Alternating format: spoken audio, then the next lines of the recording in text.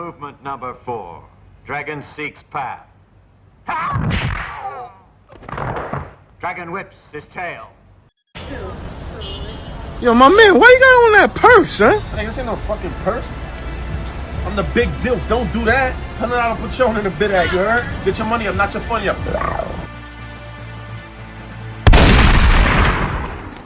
We live, Charlamagne. Who like that when they're walking? No, they're like something like that. Guess who is back? Guess who is back?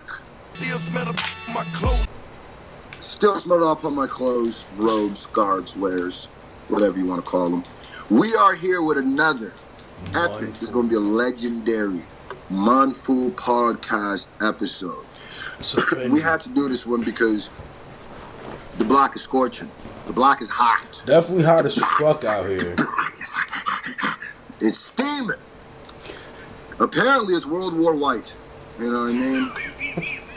It seemed like all the like in the beginning of the year, it was like the black rappers going at it. You know what I'm saying? It was the punk. It was punk, cold. They had a little taffle. There was the Drake, what's his name? Pusha and Kanye. Kanye versus everybody. All the negroids was getting at it. Then the white people were like, you know what? You gotta get into this niggery too. The colonizers definitely came through. Yeah. Now we got MGK versus Eminem. No, well, it's more like Eminem versus MGK versus Eazy.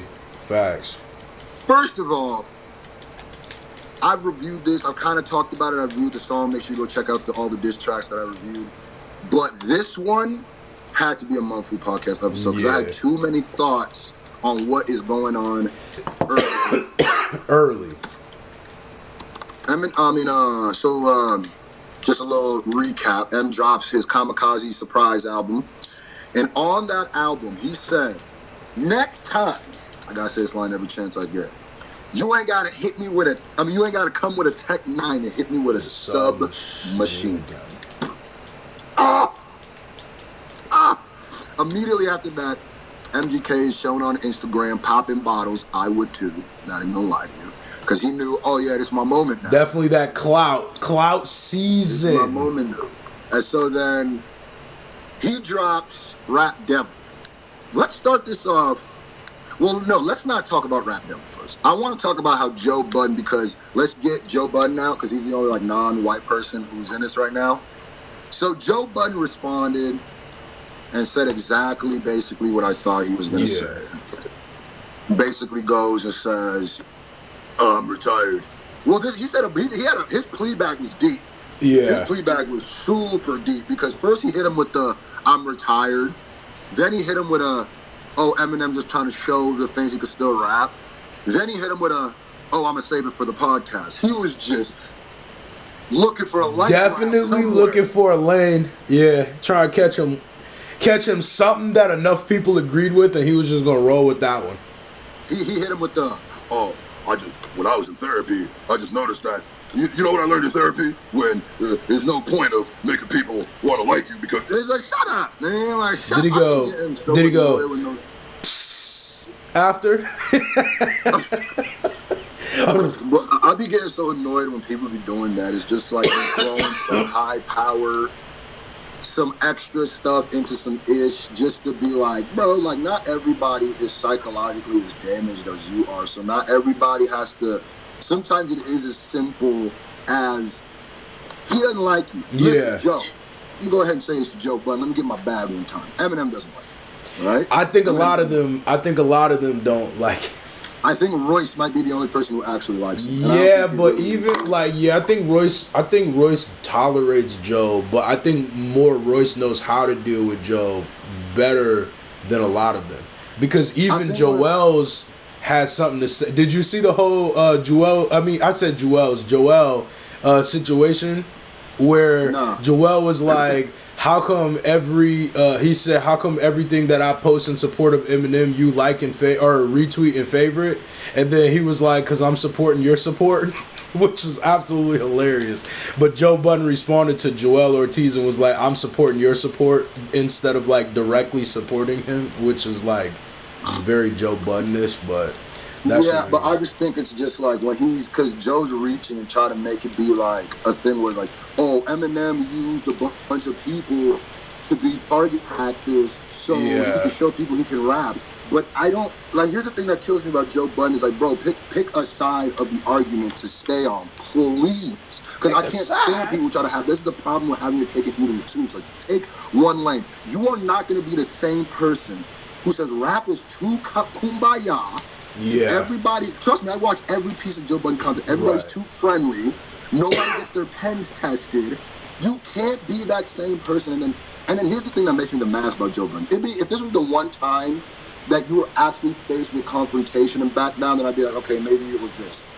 But every time I see Joe Budden get confronted with any type of confrontation with somebody who seems to be an equal threat, he backs takes down. Like, fast. I've never seen somebody Yes, back down. fast. But then let a little Yachty come up there and not know who he's signed to.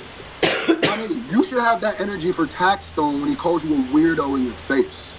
Like, I don't understand how you can say, Yachty, your face is red, your veins are bulging out your neck, and then when Yachty goes, chill, bro, you're like, I'm just passionate. It's like, no, you're not. You're a bully. Yeah, like, you are. He is. Yeah, he's a bully. You're only passionate to the people you know ain't gonna do anything. Yeah. When Wu-Tang slaps taste out your mouth, you don't say anything. And I like Joe Budden. Don't get Yeah, me too. Because the hypocrisy of it all is like, bro, when even Consequence, I know you walked up to him in your interview and but still, it's like, bro, you've been attacked. You backed down too many times publicly for me to ever allow you to be the person who attacks people for backing down. Yeah. Or for not coming at people. Like, stop. Every person that he felt that he dissed behind their back, and then when he had to confront them in person, he was a completely different person. And he tried to act the same, like recently on the Breakfast Club interview and shit. He tried to act like that's not what he does, but like, bruh, like literally on the Breakfast Club interview too. Yeah, that's what I just said. Did you watch? No, I mean he was literally doing it. Did you watch the last episode of Joe Budden podcast? Yeah.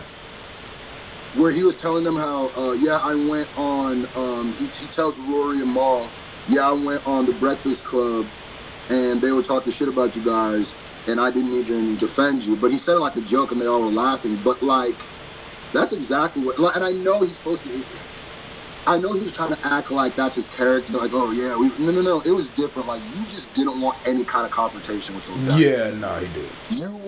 You're very calm and happy to talk about them on your podcast when Maul's going out.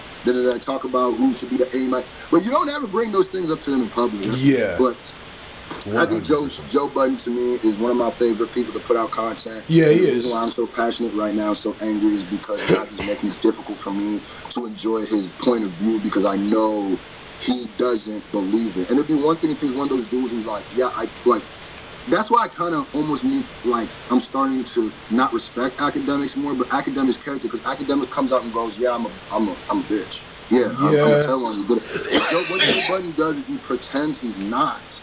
But he's actually exactly that. Like, either acknowledge it or just not be that. But, bro, leave these other artists alone when... That's the problem with having rappers be commentators. That's the problem. Yeah. That's literally the problem because you're supposed to be in competition, but then you gotta, as a commentator, you almost... There's times where you do have to play both sides of the fence because you don't have the choice. I mean, you have to cut. You can't be completely biased to a certain situation because of your. I mean, you can. You know what I mean? Because you do what you want. I guess if you create your own lane like Joe Budden does, but like, I don't know. You can't be a rapper and back down from shit, but then have your opinions on your platform, and your platform's just as big, if not bigger, than your rap career. You know what I mean? Yeah, and that's what I think too. And like the thing that makes me the maddest, and the thing that like makes me feel like Joe might not realize how much of a puss he looks like, is to me every time you hide behind that I'm retired angle, it's the same thing as when Tekashi says he's a little kid. Yeah. Because my thing is like, bro, you know you're on a podcast when you're saying these things about the people. Why do you have every right to say you can throw Eminem's album in rice? He's pandering to black people. Don't know what's going on. This is super trash. The trashiest thing he's ever heard. You're calling these people trash. Why do you have the right to do that? And Eminem doesn't have the right to. All he said was the last time you had a hit was smacking a girl, and that was fire. Yeah. That was fire. Yeah. And I know that burned his soul up. Definitely that's why burned he's it. Yeah. But anyway, that's enough with Joe Budden. Let's get to the main thizzle. You know what I mean? The main thug thizzery. MGK. Well, let's get into that because first MGK dissed G-Eazy. Did you see that on the Funk Flex? Yeah. Here's one thing I'm gonna say. Let me go ahead and temper this because some people think that I'm just like I'm not an MGK fan. Listen, I literally MGK's 21st birthday was at my show. Was at our show. Like the first 4 years of MGK's career, me and him worked together a lot. Like we were in Wisconsin, Kansas. He did his 21st birthday at the Bourbon. Casey brought him the bottle of Ace of Spades. That's the night he got arrested. Like, I know this dude. So some of the things. So I'm not a hater, right? Like, and maybe that is a reason to be a hater because I actually know him and he definitely does some weird stuff that when he says in songs makes me very mad. But I bite my tongue. But I'm not biting my tongue because he said. And first I'm gonna say his pen is a lot better. MGK's pen got a lot better. Even when he was dissing G-Eazy, that was dope. I like MGK's character. Yeah. Because MGK seems like the cool white guy who will punch you in the face even if he knows he's gonna lose. That's how I can respect. That's respectable. Like yeah, facts. Yeah, like break a bottle of his head, yeah, kind of white guy. That's how I feel. So I think he got G-Eazy. I didn't hear G-Eazy's diss. Let's get into MGK's, right? Because I'm going to go right into this right away. The one line that bothered the soul out of me with MGK's diss was when he said, rappers, when he's talking about how Eminem is like doing him dirty because he's more famous, he goes, rappers who are under me, I would never do that to you. Listen, Colson, listen closely. Do I need to tell these people about the contracts you be having, about people who can't perform at certain places of the stage because you bring your whole stuff on there? Do I gotta tell these people about how you come out and you make fun of people for stage diving before you and say they got that from you? Do I have to really? You don't do that? Come on. He definitely does. These people gonna eat that up because they don't know you like that. That's all I'm saying. Like, you definitely do that, pimp. You definitely done that. Like, you've definitely 100% done that. So let's not use that angle, okay? That's what rubbed me the wrong way. But besides that, he was kind of going in on. He was. He did his thing. I'm gonna tell you right now, though. I hope he got another one. You know what I mean? Like, I hope that's not enough. It's not enough. He threw his jabs. He did his thing. The video was fire. Everything. It was fire. Don't get me wrong. But it's him, bro. I'm gonna keep it a buck. Have you seen him lose a battle? The one that he lost in the Rap Olympics, but okay, like a battle. I'm saying, but like, I'm talking hip hop. Anybody he's ever challenged or anybody that's challenged him.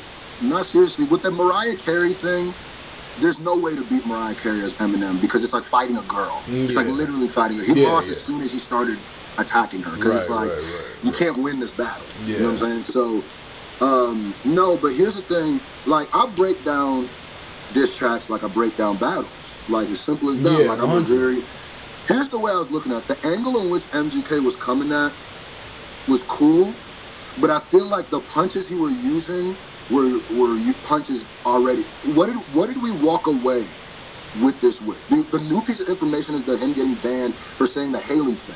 But my thing is, you said a 16-year-old girl was hot, like she can get the D, while she was 16 and you were in your like 20s. So that's not like an angle to use. And then he's like, what else did you say? He was old. Yeah. Okay. He's ugly.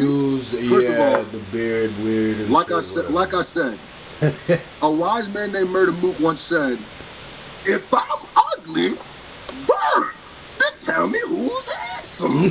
Because you're going to have to tell me who's handsome. If your whole angle is that man is ugly, my G, you're going to have to tell me who is ugly. Like, I mean, so, that was weird. I mean... And the Kim punch, too, was weird, too, because, like, he hasn't been with Kim for 12 years. A long time, yeah. And he's made that such an open, obvious thing that it's like, what? Yeah. But there was, and I don't want to make it look like I'm just, like, hating on him. There was some potent punches. There was some punches maybe meant to hit Eminem harder than it hit the fans, I think. Because I'm trying to think of them. I think, though, to me... I think that he also took the angle about how, you know, Eminem was talking about he stole his style, blah blah blah, and he's like, yeah, you know, but I'm young. Well, I guess the old nigga thing, yeah. So I mean, that shit was cool, but it's kind of like, I don't know. He's gonna need more than that. There's no way that Eminem about to let that shit rock. Like, I think that's the best he can do. I don't think. I think MGK knows he can't beat Eminem. He knows. Yeah, he knows that. He knows this is the worst thing. But he's trying to throw his hat in the ring because one, he gets all the props in the world for being the only person to respond on wax. Two, he gets the props for being young, not as known as M, and attacking back. Yeah. That, like, there's not a lot of people that would do that. Yeah. And what I'm seeing is more positive feedback than negative. Everybody's saying the same thing. Everybody's saying M's gonna kill you, but shout out to you for trying. Yeah, that's a fact. That's a fact. So I think what's gonna happen is, and M's angle is too potent, bro. It's too potent. Like, I came at you because you were fond of, like, you were like sexually attracted to my 6-year-old daughter. That's too much material. That's too much material. Like, that's a punchline in itself. How many jokes can you get off of that? And your name is Kelly. Your name is Kelly? Yeah. I don't know, bro. Son. He gonna trap that nigga in the closet, he bro. Definitely gonna bury him. I'm interested to see what he does, though. I'm interested to see how he responds and shit like that. Like, that shit is very entertaining. That shit is gonna be very entertaining, bro. At first, I didn't think he was gonna even respond because why? But then when Bizarre came out and said, I was like, he might respond. You wouldn't think he would? Why wouldn't he? I didn't think he was going to because... I didn't think he was going to because there was no point. Because he already made it known that he dislikes the nigga, so... Yeah, and in a battle, the thing that I don't understand and that people don't understand is the only way somebody backed out is if somebody didn't throw their hat in the ring. That's the only way somebody backed out. But once somebody responds, that's it. You don't need to... Because people need to be smart enough to realize that that's a small artist strategy. Their strategy is to keep making you make them relevant. That's stupid. And then everybody falls for that bait like, but he didn't respond the third time. It's no, he's not. Because what MGK is going to do is he knows he doesn't have to lyrically beat M because everybody knows he's not. All he has to do is make music tied to it. Right. So... it wouldn't even be smart for M to respond again. Yeah, because it's only giving him more clout than he's already getting off. And all MGK has to do is respond again. He doesn't even have to win. Exactly. It would be a win for him regardless. So I'm thinking that right now it's a win for M and Machine Gun Kelly. Machine Gun Kelly is bigger than he's ever been in his whole career. Yeah. So what I'm saying, though, is I think Eminem's whole... if he doesn't respond, in a way, it looks weird now. Just because of Kamikaze. Because Kamikaze was about like, oh, you people talk about, that other people talk about me, I'm responding back to. And if you don't respond back to him, I understand, but it looks a type way. Yeah. But it's still smarter than not respond. But I want to see it. Hell, nigga. I definitely want to see it. I hope he does respond. I mean, my hope for it is that he does. I did like the Gunner line. He said, you named after Kenny. Something like something the Gunner, and now I got you in the scope. I've heard the inner scope. Yeah. Oh, that I know exactly what bar. That was a fire bar. I've heard the inner scope a bunch of times. What I'm trying to think of, like, his most, like, what was his craziest lines in there? That was one of them. To me. What else did he say? Because the Haley Daddy Gone Crazy line was the bar where he was talking about how he got banned from Shade 4-5 and shit like that was fire. That was a fire. That was a fire bar, bro. Explain to me why that was fire. I mean, it was fire. I mean, like, I'm not saying particularly what he said, but I'm talking about that scheme. That was a fire scheme. How he got banned from Hot 97 and shit like that. That's. Just tell me what happened. How is that ill? That's not even a scheme. He literally just said what happened. It was a scheme would be like using all the radio stations as he's doing it, but he just said what happened. Guess who spit it? Yeah, I guess. Yeah, I feel you. I think he was just, but to me that whole like, he's like, why don't you call Sway and ask him why I'm banned from the station? Like, do you really want Sway to tell the world that you're banned because you were That's what I'm saying. Like, MGK's in a weird position where he's like, bro, you were completely in the wrong. Like, so in the wrong that I think it'll be worse off if M responds. It's gonna be bad. It's gonna be bad. It's definitely gonna be bad.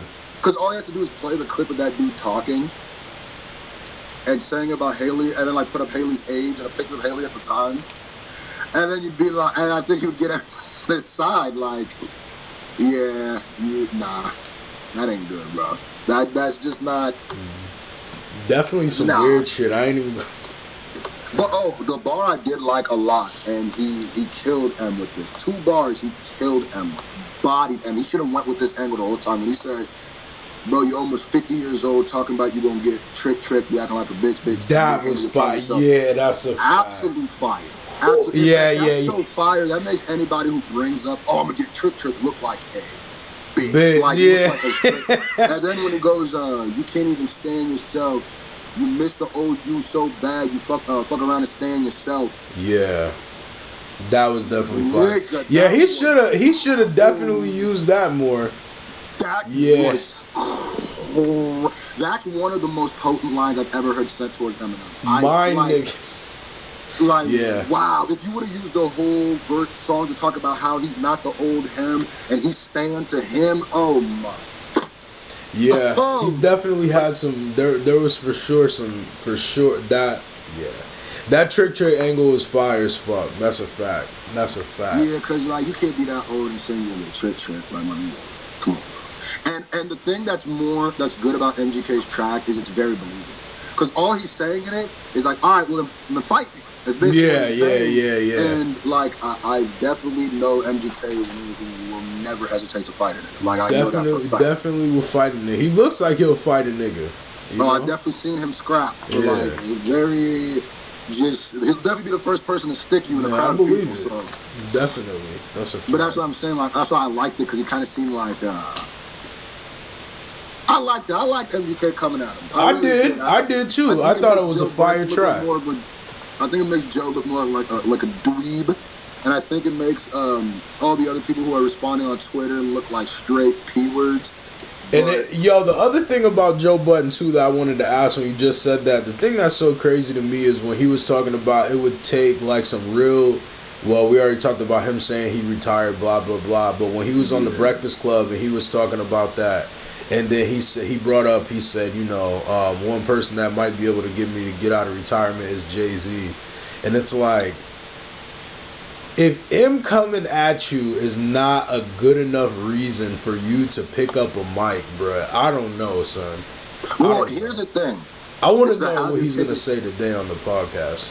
But it's the have your cake and eat it too theory, where he wants to still have the right to make fun of people for not going at people. Yeah. He wants to be able to, but he also doesn't want people to be able to say anything to him. Yeah, that's what he wants. That's his best case scenario is, I get to keep my opinion, but everybody else's opinion is invalid because I don't rap. And don't be mad. And don't be mad at me for it. He also he uses that a lot. Be mad at me for doing that. He doesn't. He's a very like. He doesn't want anybody to dislike him. Type of the nigga. weirdest like, part is how much it's like, bro. It would be then stop being so vocal against people. Yeah, you like have I don't to. understand if it's this person. Like it would be different if it was like Nadeska.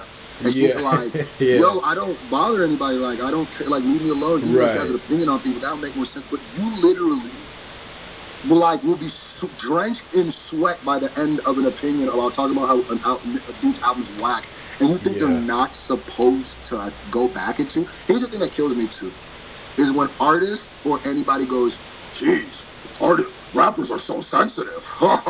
I mean, we be talking about this shit all the time. I didn't know that somebody whose whole job is making their emotions through music would be sensitive. Yeah. That just doesn't even make sense. Like Literally bro, talk like, about the same shit all the time. Yeah, that's a fact. but bro, like, what do you like? Yes. Rappers are sensitive. Niggas, yes, very much so.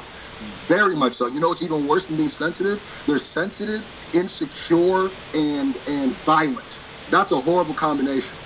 Because Niggas there's street dudes who are insecure about their art. So where like a ballet person who's insecure about their art, you say they don't like them, they'll cry and run away. Yeah. A street dude's gonna treat it like you insulted him. Yeah, like they're gonna try to shoot you, nigga. Yeah. Nigga, not even that, but that's the thing. There's people that just like those people that feel the same way about. There's people that are just fans of niggas that will fight a nigga because they don't like a certain person or like an opinion about them. So like, of course, the person who creates that is gonna be the same way. I mean, it's your passion, my nigga. Anybody who has a passion about something is gonna feel that way about a certain shit. Yeah. Some people just handle it differently. You know what I mean? What I'm saying is, we might have to come back and do like, cause I know this Joe Budden episode. We're not gonna review the whole episode. We're gonna just, I'm gonna listen to it. I'm gonna talk about it. Yeah, facts. And cause I feel like that's going to be the resolution, like not the resolution, but the closure at least to this episode. Yeah. Because right now it's left open. If Joe doesn't respond, which I know he's going to in his podcast, I if really hope M he doesn't respond with a track to MGK as well. So this might just be the part one. Definitely might be the White. part one. Facts. You dig? Put in the comment section below who you think is up. Do you think G-Eazy and MGK is a good battle? You think Marshall's going MGK? He's definitely gonna step on that roach. You heard? We're gonna have to figure it out. Put in the comment section below, like, comment, subscribe. Let me know, and we're probably gonna be back later on today with the Joe Budden since, depending on when Joe drops. When does he usually? Don't he drop that early? I don't know. Nah, he be dropping that early because I remember I would listen to it while I go to work, so I know it should probably be like noon or something. Yeah, so could be. We'll see. Definitely like, comment, subscribe.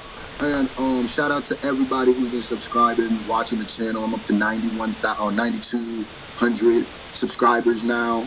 I've been clearing like 150,000 views every day. So shout out to y'all, man. Good.